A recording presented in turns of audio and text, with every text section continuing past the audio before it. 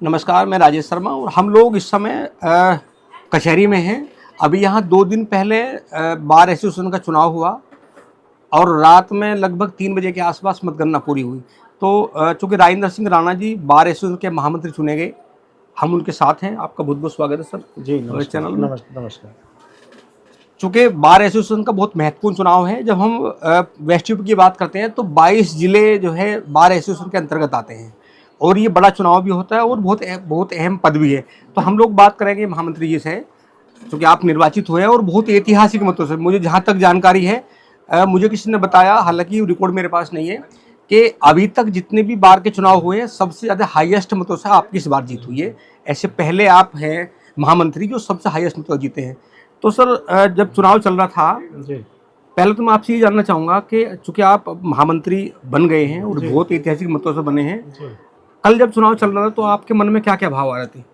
मेरे मन में भाव था कि मैं भारी बहुमत से जीतूंगा, ये मुझे पता था। क्योंकि जब हम चुनाव प्रचार कर रहे थे तो लोगों का इतना स्नेह और प्यार मिला, तो मुझे उसमें कोई शक ही नहीं था। लेकिन इतनी भारी मत मिलेंगे, इतना भी मुझे उम्मीद नहीं थी। मैं समझता था कि मैं 300 साढ़े 300 की लीड से जीतूंगा, लेकिन 614 मत मुझे अधिक मिलेंगे, ये मेरे लिए सौभाग्य की बात है। और मैं इसके लिए अपने सभी अधिवक्ता भाइयों का, मतदाताओं का तहे दिल से आभार व्यक्त करता हूँ, उनका अभिनंदन करता हूँ। और मैं उनका ये दुलार अपने पूरे कार्यकाल में याद रखूँगा और उनके लिए हमेशा तत्पर रहूँगा। कल जैसे मतगणना चल रही थी, लगातार बहुत लंबी मतगणना चली। जी जी। मुझे लगा लगभग 51-52 राउंड थे शायद। कोई ऐसा 63 राउंड। 63 राउंड, ऐसा भी कोई राउंड आया जहां आपको लगा कि आप पीछे हो गए नहीं प्रतिद्वंदी नहीं से? नहीं नहीं, मैं पहले ही राउंड में, मुझे लगभग आधे में शुरू से ही मिलते रहे। मैं 63 राउंड तक, जब तक पहले में मुझे 27 मिले, फिर 20, 22, 25, मतलब 19, मुझे कभी भी किसी दूसरे प्रत्याशी से कम मत नहीं मिले। आपके सामने एक वो पैनल था कि जी जो जब हम जुडिशल की बात करते हैं जी अधिवक्ताओं की, जी तो चूंकि रोहतास अग्रवाल जी का तो अपने आप में बड़ा नाम है। आप बार काउंसिलिंग के चेयरमैन रहे, यहाँ बहुत लंबे समय महामंत्री रहे, जी यहाँ बार एसोसिएशन के अध्यक्ष भी रहे। जी। उनका पैनल आपके सामने था, तो चुनाव जब आप लड़ रहे थे तो आपको कैसा लग रहा था? देखिए, रोहतास अग्रवाल जी मेरठ और उत्तर प्रदेश, पश्चिम उत्तर प्रदेश के एक जाने माने अधिवक्ता हैं, प्रतिष्ठित हैं, और मैं उनका बहुत सम्मान करता हूँ व्यक्तिगत रूप से। वो हमारे सामने चुनाव ज़रूर लड़ रहे थे, लेकिन वो अपना चुनाव लड़ रहे थे, हम अपना चुनाव लड़ रहे थे। मैंने किसी के चुनाव पे कोई ध्यान नहीं दिया, हमने सिर्फ अपने चुनाव पे ध्यान रखा। और अपने जो हमें करना था, मतदाताओं के लिए, अधिवक्ताओं से जो संपर्क या अपनी बात उन तक पहुंचाना था, हमने व्यक्तिगत रूप से स्वयं के लिए प्रयास किया। हमने दूसरे हमारे जो प्रत्याशी हैं वो क्या कर रहे हैं, कैसे कर रहे हैं, क्यों कर रहे हैं, इस पे हमने कोई ध्यान नहीं दिया। और मतदाताओं ने हमें स्वयं ही बताया कि जो पिछले दिनों गाजियाबाद की एक घटना होकर मेरठ बार की जो प्रतिष्ठा और मान सम्मान को थोड़ा ठेस पहुंची, उससे थोड़ा लोग स्वतः ही खिन्न थे, तो उसका भी हमें लाभ मिला। ऐसी कौन सी 5 बड़ी समस्याएं हैं कचहरी की, अधिवक्ताओं की, जी। जिनको लेकर आप लगातार, आपके मन में भाव रहा कि अगर कल आप महामंत्री बनते हैं तो इन समस्याओं को सबसे पहले फोकस करेंगे? एक तो यही था कि जो हमारे नए अधिवक्ता हैं, जो मतलब जिन्हें कनिष्ठ अधिवक्ता हमारे हैं, वरिष्ठ अधिवक्ता तो अपना सब काम करा लेते हैं, लेकिन जो हमारे जूनियर अधिवक्ता हैं उन्हें आए दिन कोई ना कोई समस्या आती है, न्यायालयों में भी और व्यक्तिगत रूप से भी। तो एक ऐसा प्लेटफार्म मेरठ बार एसोसिएशन में उपलब्ध नहीं है जो जूनियर अधिवक्ता और महिला अधिवक्ताओं की जो छोटी छोटी दैनिक समस्याएं हैं उनके निराकरण के लिए वो कहाँ जाएं, क्योंकि अध्यक्ष सेक्रेटरी हमेशा उपलब्ध नहीं रहते हैं, बहुत काम भी करना पड़ता है। और क्यों, एक ऐसा तंत्र ज़रूर होना चाहिए मेरठ बार में, बार एसोसिएशन की तरफ से, जो उनकी रोज़ की कोई भी या न्यायालय में कार्य के संबंधित कोई समस्या है या कोई लीगल उन्हें ऐसी कोई समस्या आती है कि भाई वो उसे, या कोई बुक्स उन्हें अवेलेबल नहीं हो पा रही है लाइब्रेरी में, या वो लाइब्रेरी में जाके के उसे ढूंढना चाहते हैं, तो ऐसी जो उनकी समस्याएं हैं उसके लिए मेरा एक प्रयास है, हमारा रहेगा, जो हमने अपने मन में रखा है कि उनके लिए एक लीगल वर्कशॉप, जो जुडिशरी में जाना चाहते हैं या कोई सर्विस में भी जाना चाहते हैं, हमारे नए जो अधिवक्ता साथी भाई हैं, तो उन्हें एक ऐसा हम प्लेटफार्म और ऐसी एक गाइडेंस दे पाएँ कि वो चाहे वो वकालत के क्षेत्र में जाएं या जुडिशरी के क्षेत्र में जाएं या कहीं नौकरी के क्षेत्र में जाएं, कि वो एक अच्छे अधिवक्ता और एक अच्छे इंसान, अच्छे वकील, विधि का उन्हें ज्ञान हो और उनकी जो समस्या है किसी भी तरह की लीगल क्षेत्र में या व्यक्तिगत रूप से, वो उनके आड़े ना आए और उनकी समस्या के समाधान के लिए लीगल वर्कशॉप यहाँ लगे और उन्हें गाइडेंस मिले। बार एसोसिएशन का जो कि मुख्यालय है मेरठ में, जी और जो कि 22 जिले जुड़े हुए हैं लगातार बार एसोसिएशन से, जी। चैम्बर की समस्या क्या है? देखिए, चैम्बर चूँकि अधिवक्ता, रोज़ नए अधिवक्ता आते हैं हमारे यहाँ, अधिवक्ता भाई आते हैं, कहीं भी जूनियर होते हैं किसी के सामने, लेकिन कभी ना कभी उन्हें अपना अलग भी कार्य करना होता है। तो चैम्बर की तो एक बहुत आवश्यकता है ही हमेशा, और ये हमेशा रहेगी। तो उसका यही प्रयास है, जैसे अभी भी एक मल्टी स्टोरी बिल्डिंग बन रही है, कि और भी इस तरह की कचहरी में जगह देख के कोई ऐसी मल्टी स्टोरी बिल्डिंग बने, ताकि अधिक से अधिक अधिवक्ताओं को चैम्बर मिल सके और उन्हें अपना वकालत के लिए अच्छा स्थान मिले, ताकि वो अच्छे से वकालत कर पाएँ। अभी यहाँ कितने अधिवक्ता रजिस्टर्ड हैं और कितने चैम्बर अवेलेबल हैं? अधिवक्ता तो हमारे यहाँ लगभग जो है, जो बार के मेंबर हैं, वो तो लगभग 4000 जो अभी जो थे, 4145 तो COP वाले रजिस्टर्ड अधिवक्ता थे। वैसे लगभग 9000 मेंबर हैं। जो मेरठ बार एसोसिएशन के मेंबर सदस्य हैं, वो लगभग 9000 के लगभग हैं। और चैम्बरों की संख्या लगभग कितने होंगे? चैम्बरों की समस्या लगभग होगी 1000 लगभग होंगे मेरे अंदाजा से। तो इस समस्या का समाधान कैसे होगा? मल्टी स्टोरी बिल्डिंग बना के, कि जहाँ जगह अगर हमें कचहरी में जैसे मिली है, तो उसमें एक मल्टी स्टोरी बिल्डिंग मिले, 10 मंजिला 20 मंजिला लिफ्ट में लग के, ताकि अधिक से अधिक चैम्बर मिल पाए वकीलों को।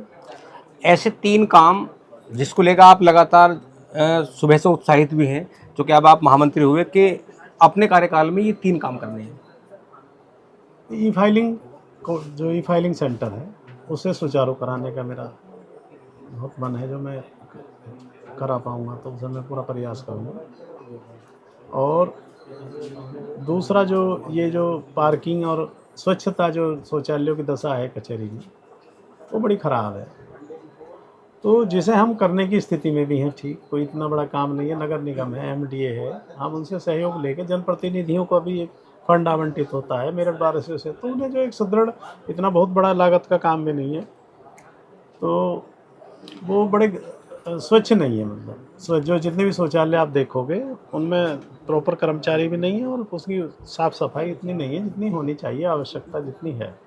तो हाईकोर्ट बेंच को लेकर हम लोग देख रहे हैं कि पिछले कम से कम लगभग 7 दशक से लगातार मूवमेंट चल रहे हैं जी। हाईकोर्ट बेंच को लेकर। और पिछले अगर हम 2-3 सालों की बात करें, तो जैसे उनसे पहले जितने प्रभावशाली तरीके से आंदोलन हुए, मूवमेंट हुए, हमें लग रहा है कि पिछले 2-3 सालों से मूवमेंट भी कुछ कम हो गया। हाईकोर्ट बेंच को लेकर अपना क्या नजरिया रहेगा ये? देखिए, हाईकोर्ट बेंच का आंदोलन जो इतने दिनों से पुराना चला आ रहा है, और हमारे जो पुराने साथी अधिवक्ता और कार्यकारिणी रही है, उन्होंने जिस प्रयास और अथक परिश्रम से उसे इस मुकाम तक पहुंचाया है, तो हम लोगों का प्रयास यही रहेगा कि उसे कमज़ोर ना पड़े और उसमें और जान फूकी जाए।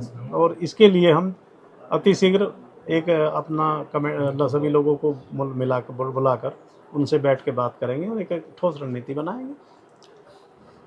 वे 3 मुद्दे जिसकी वजह से आपका पैनल चुनाव जीता?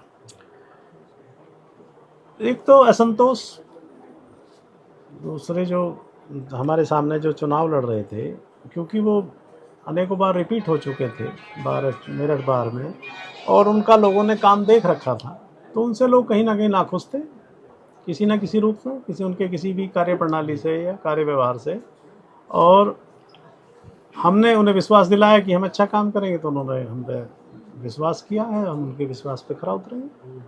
तो हम लोग बात कर रहे थे बार एसोसिएशन के नवनिर्वाचित महामंत्री राजेंद्र सिंह राणा जी से। सर, आपका बहुत बहुत धन्यवाद, बहुत बहुत साधुवाद, पुनः आपको एक बार शुभकामनाएं। नमस्कार, धन्यवाद। साथियों नमस्कार, मैं राजेश शर्मा। और चूंकि बार एसोसिएशन का चुनाव हुआ है और अभी लगभग 4-5 घंटे पहले मतगणना पूरी हुई है, तो मतगणना में संजय शर्मा जी बार एसोसिएशन के अध्यक्ष निर्वाचित हुए हैं, और जो इनका पैनल है इनका पूरा पैनल विजयी हुआ है। तो हम लोग उनसे बात करें। सर, पहले तो आपका स्वागत है। धन्यवाद, आपको बहुत बहुत शुभकामनाएं। बहुत धन्यवाद। और बड़ी शिद्दत के, बहुत पूरी कड़ी मेहनत हुई इस चुनाव में, क्योंकि बड़ा चुनाव होता है बार एसोसिएशन का। तो आपने तो जो कि बहुत सारी घोषणाएं भी कर रखी थी, और जो पूरा प्रोस्पेक्टर है अपना, तो हमारी आपके क्या महत्वाकांक्षी योजना होगी जिसका लाभ अधिवक्ताओं को और उन तमाम लोगों को मिल सके जो अधिवक्ता से जुड़े हुए हैं? देखिए, जैसा कि मैंने आपको पहले बताया था कि अधिवक्ताओं के लिए कैशलेस उपचार हेतु एक स्कीम, इसके साथ साथ अधिवक्ताओं का सामूहिक जीवन बीमा, ये दो मेरी उनके सामाजिक सुरक्षा के लिए मेरी महत्वपूर्ण जो है कार्य योजनाओं में शामिल है, जिन्हें मैं प्रयास करूंगा कि जल्द से जल्द पूरा कर सकूं। हाई कोर्ट बेंच को लेके क्या होगा? देखिए, हाई कोर्ट बेंच के लिए लेकर मैं आपको बताऊं कि सबसे पहले तो हमें जो केंद्रीय संघर्ष समिति हमारी बनी हुई है, हमें उसे सशक्त करना पड़ेगा, क्योंकि पिछले साल गाजियाबाद में जो घटना घटित हुई उसके बाद से केंद्रीय संघर्ष समिति में कुछ बिखराव आ गया, और सबसे पहली प्राथमिकता केंद्रीय संघर्ष समिति को मजबूत करने की है, उसमें जो बिखराव है उसे ख़त्म करने की है, और मेरठ बार की गरिमा की पुनः बहाली की है। तो यहाँ की मुख्य समस्या कौन कौन सी है? देखिए, यहाँ की जो मुख्य समस्याएं हैं उसमें यहाँ चैम्बर्स की कमी, यहाँ पर कोई पार्किंग स्थल ना होना। आप देखते हैं पूरे के पूरे कचहरी परिक्षेत्र में, जहाँ CDO का भी ऑफिस है, कलेक्ट्रेट भी है, दीवानी न्यायालय भी है, जिला पंचायत भी है, कोई डेडिकेटेड पार्किंग गवर्नमेंट ने नहीं बनाई, जबकि गवर्नमेंट के लिए ये बहुत आवश्यक है कि पार्किंग बनाए। पार्किंग ना होने की वजह से यहाँ आए दिन बहुत समस्याएं उत्पन्न रहती हैं, और कचहरी की सुरक्षा व्यवस्था भी उस पार्किंग ना होने की वजह से जो है ताक पर रखी हुई है। जब कल मतगणना चल रही थी, जो कि लंबी चली मतगणना प्रक्रिया, तो आपके मन में क्या भाव थे? देखिए, जब मतगणना चलती है तो प्रत्याशी की सांसें ऊपर नीचे होती रहती हैं, और मेरे सामने एक ऐसे कैंडिडेट थे जो इस कचहरी में जादूगर माने जाते हैं। 6 बार अध्यक्ष रह चुके हैं, 4 बार सेक्रेटरी रह चुके हैं, 4 बार बार काउंसिल के मेंबर रह चुके हैं। तो उनके सामने लड़ना और खड़ा रहना अपने आप में एक बड़ा काम है। ऐसा कोई राउंड आया जब आप पीछे हो गए हो, भी वो आगे निकल गए हो? हाँ, एक राउंड आया था जब वो मुझसे 3 वोट से आगे हो गए थे। मेरी 90 थी और उनकी 93 थी। बस केवल एक वो राउंड था, नहीं तो उससे पहले और उसके बाद वो कभी मेरे से आगे नहीं हो पाए।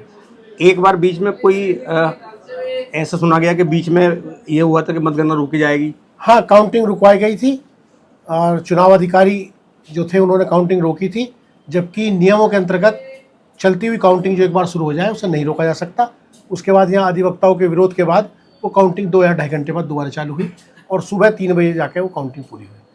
अध्यक्ष जी, हम लोग देख रहे हैं, हम लोगों ने बहुत सारा कवर किया, पहले करते थे, जब हाई कोर्ट बेंच का मूवमेंट चलता था तो पूरा वेस्ट यूपी बंद होता था, और हम देख रहे हैं पिछले कुछ वर्षों से तो हाई कोर्ट बेंच को लेकर बहुत ज़्यादा हमें लगे कि उत्सुकता या आंदोलन को लेकर बहुत ज़्यादा कुछ है नहीं अधिवक्ताओं के मन में। देखिए, उसके लिए 2 चीज़ें हैं।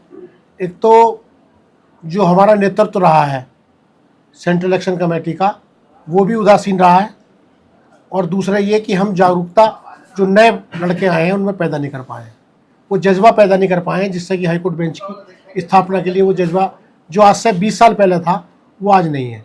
तो मैं प्रयास करूंगा कि मैं अपने साथियों को ये समझा सकूं कि हाई कोर्ट बेंच क्यों ज़रूरी है।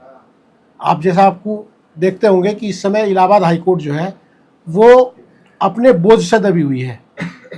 पूरा यूपी का लॉ एंड ऑर्डर या लॉ का सिस्टम केवल और केवल इस वजह से चरमराया गया है कि इलाहाबाद हाई कोर्ट में मुकदमों की सुनवाई नहीं होती। फ्रेश बेल, फ्रेश सिविल के मुकदमे कई महीने नंबर पर नहीं आ पाते हैं। आपने भी देखा होगा कि सुप्रीम कोर्ट ने भी हाल ही में चिंता करी थी कि इलाहाबाद हाई कोर्ट की दशा पर हम चिंतित हैं। तो इसके लिए ज़रूरी है कि यूपी में कम से कम 4 बेंच और बने, ताकि जनता को सुलभ न्याय मिल सके। सर, आपके एजेंडे में 3 महत्वपूर्ण वे काम जो आपने वादा किया कि इन 3 महत्वपूर्ण जो सबसे महत्वपूर्ण काम है कि वो करने हैं, वो कौन कौन से काम हैं? मेरठ बार की गौरव की वापसी, अधिवक्ताओं के हितों के लिए कैशलेस बीमा योजना, और इसके अतिरिक्त जूनियर अधिवक्ताओं के लिए चैम्बर्स। तो हम लोग बात कर रहे थे नवनिर्वाचित लेकिन यहाँ चैम्बर्स की बहुत कमी है, और अधिवक्ता बहुत ज़्यादा है, चैम्बर्स नहीं है। लगभग रजिस्टर्ड कितने अधिवक्ता हैं? देखिए, मेरठ बार में लगभग 6,500 के करीब रजिस्टर्ड अधिवक्ता है। और चैम्बर्स कितने हैं? चैम्बर्स यहाँ मुश्किल से मैं समझता हूँ 700-800 होंगे। तो कैसे होगी इस समस्या का समाधान? समस्या का समाधान ऐसा होगा कि जो हमारी जगह है वहाँ बहुमंजिलीय जो है इमारत बनाई जाए, और उसमें वकीलों के लिए चैम्बर बनाया जाए, और वो जो चैम्बर भी बने वो यहाँ लोकल हिसाब से बने, हाई कोर्ट के किसी रूल के अंतर्गत ना बने, क्योंकि हाई कोर्ट जो चैम्बर्स बनाता है वो प्रैक्टिकली संभव नहीं हो पाते। वो चैम्बर्स जो है उनके लिए वो लोग 4 लोगों के बनाते हैं, बड़े चैम्बर बनाते हैं। तो यहाँ तो चार अधिवक्ता एक साथ बैठ के काम नहीं कर सकते एक चैम्बर में, क्योंकि क्लाइंटों के आपस में हित का टकराव रहता है, वकीलों के और हितों का टकराव रहता है। तो एक चैम्बर में, चैम्बर बड़े ना बने, 10 बाई 10 के चैम्बर बने, उसमें 2 अधिवक्ता अगर हों तो वो सफिशेंट होता है। इस जीत को लेकर आप क्या कहना चाहोगे? देखिए, ये जीत मेरठ बार के सदस्यों की जीत है, और मेरठ बार के सदस्य एक नेतृत्व में बदलाव चाहते थे, और ये जीत का श्रेय उन्हीं को है जो नेतृत्व में बदलाव चाहते थे और नया नेतृत्व चाहते थे। आपको बहुत बहुत धन्यवाद सर। धन्यवाद।